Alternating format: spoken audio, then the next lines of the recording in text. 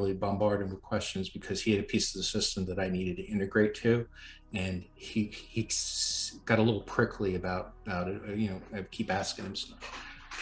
Sometimes, unfortunately, that's what I had to do to learn, was to be able to reiterate on things.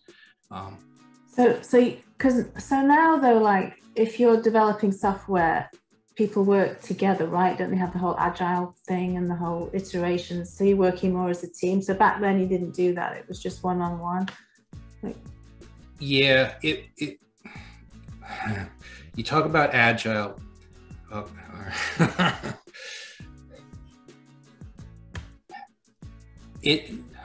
all right.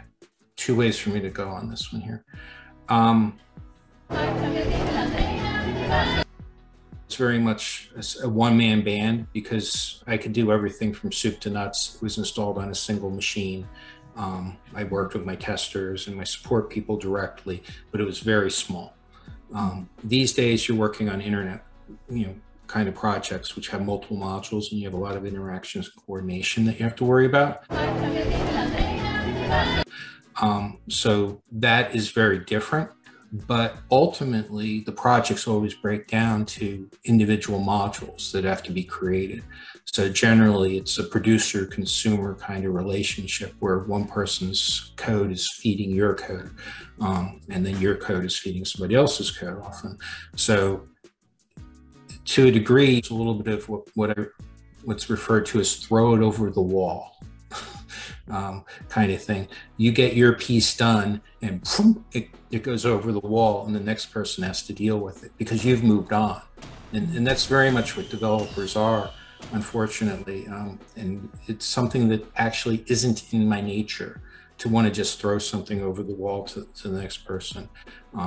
While I can get prickly when interrupted what I'm doing, if you give me a minute, I'll be able to unwind what I'm doing in my head and then engage you to make sure that your needs are being met. But yeah, we did not do the traditions of like a scrum, a daily stand-up meeting and that sort of thing. It was more done ad hoc as needed kind of thing. And it was a big responsibility on the manager to make sure that, the pieces of the work plan were being ticked off and that the handoffs were happening properly. So yeah, that was a big deal. And thankfully I had a really good manager at the time.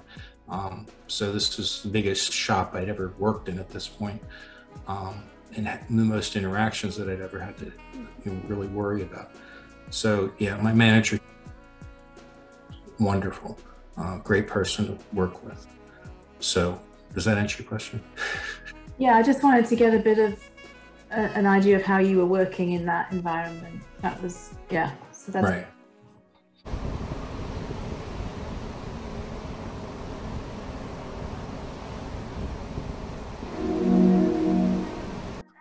So does that answer your question?